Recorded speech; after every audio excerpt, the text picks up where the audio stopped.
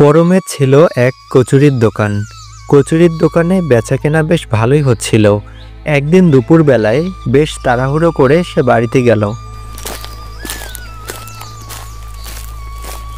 কি গো, আজকে এত দুপুরে বাড়িতে চলে এলে? কি ব্যাপার? আর বিড়বিড় করে কিসের হিসাব করছো? ব্যবসা কি আগের মতো ভালো হচ্ছে না? ভালো ভালো মানে খুব ভালো। হোটেল ভালোই চলছে, লোকে লাইন দিচ্ছে, টেবিল খালি থাকছে না। কিন্তু আয়শা, শুধু ভালো হলে কি চলে?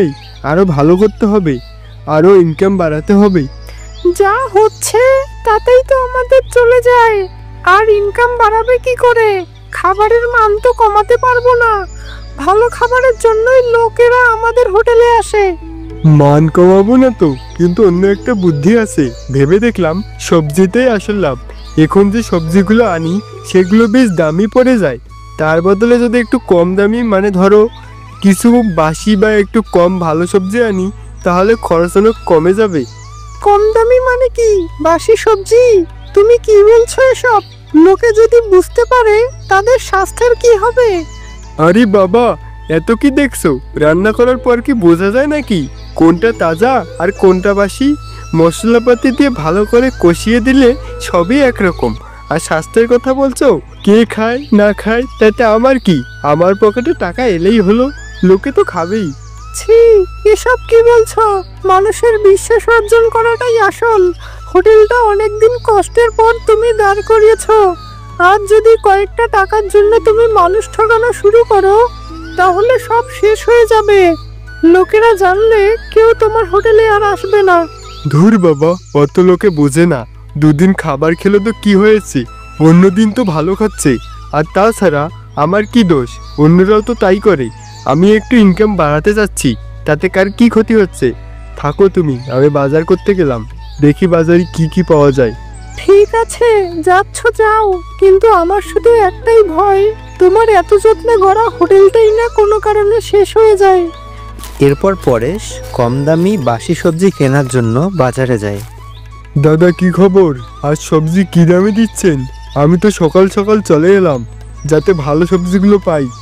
ভালো সবজি সে তো অন্য দোকানে, আমার দোকানে তো সবই বাসি সবজি পড়ে আছে। তোর দোকানের ব্যবসা তো এখন তুঙ্গে, তুই নিবি ভালো জিনিস, আমার কাছে এসেছিস কেন?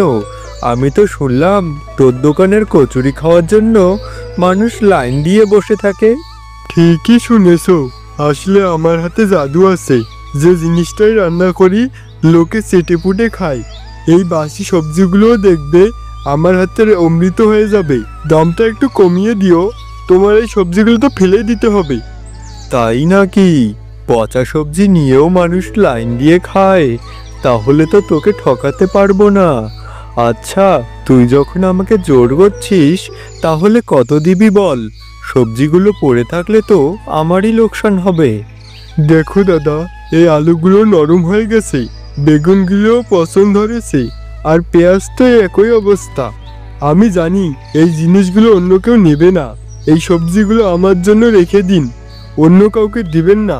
সব মিলিয়ে একটা কম দামের প্যাকেজ করে দিন, আমার তো লাভটা দেখতে হবে নাকি? আরে, তুই তো দেখি লাভ ছাড়া কিছু চিন্তাই করতে পারিস না। আমার এই ফেলে দেওয়া জিনিসগুলো তোর টাকা এনে দেওয়ার কাজে লাগবে। আচ্ছা নে, তুই যত দিবি ততই নেব, আজকে আমার কোনো দাম নেই। আচ্ছা দাদা, এখন তো টাকা আনিনি, বিকেলে বেচা কিনে শেষ করে তোমাকে টাকা দিয়ে যাব, ঠিক আছে? এই পরম, শোন, তোর সাথে কিছু কথা আছে। কয়েকদিন ধরে এসব কি বানাচ্ছিস তুই?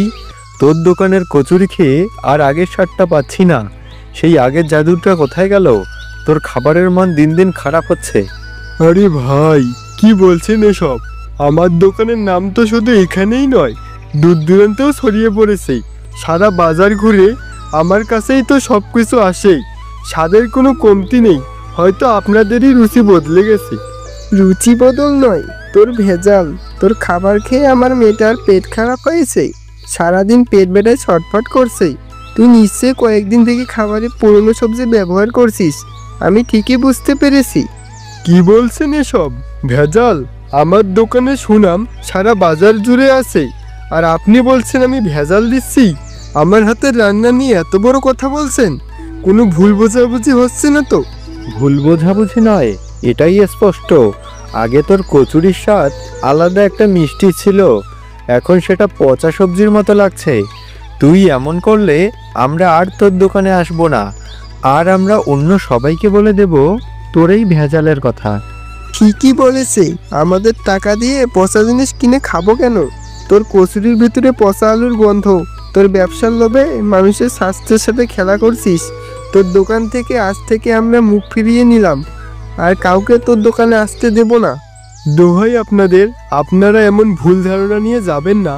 আমার সবজি হয়তো একটু বাসি থাকে, কিন্তু সেগুলো সম্পূর্ণ পরিষ্কার করে রান্না করা হয়। আমি কোনোদিনও খারাপ জিনিস দেই না। এটা শুধু আপনাদের ভুল ধারণা। না, এটা ভুল ধারণা নয়। তোর মুখে হাসি ছিল সেদিন যখন তুই পচা সবজি সস্তায় কিনেছিলি। আমি নিজের চোখে দেখেছি। তুই ভেবেছিস তোর সফলতার জন্য মানুষ তোর ভেজাল খাবে। তুই থাম, আমি ব্যবস্থা করছি। এবার তোর এই ধারণা ভেঙে যাবে। চল ভাই, এখানে আর দাঁড়িয়ে থেকে লাভ নেই। এর লোক নিজের দোষ মানবে না। সবাইকে ওর নোংরা ব্যবসার সম্পর্কে বলে দেওয়া উচিত। কি হয়েছে গো তোমার? সারাদিন এত চুপচাপ কেন? দোকানে আজকে কি হলো?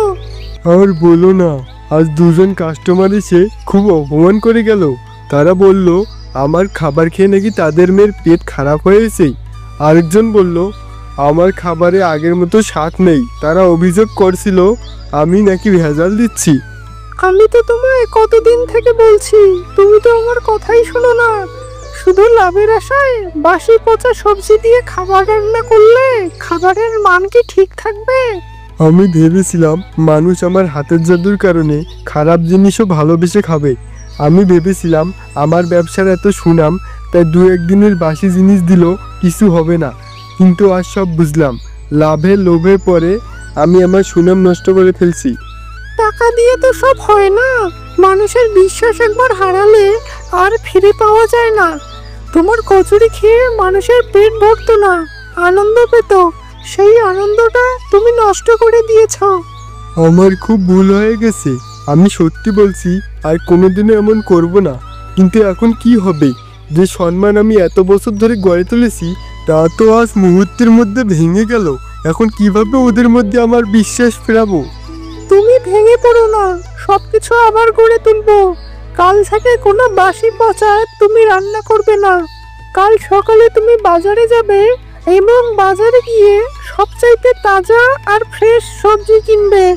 দাম বেশি হলেও চিন্তা করো না, মানুষের বিশ্বাস একবার ফিরে পেলে দেখবে লাভ এমনিতেই ফিরে আসবে। তোমার হাতের রান্নার জাদুটা এখনো হারিয়ে যায়নি, শুধু তুমি ভুল পথে হাঁটছো।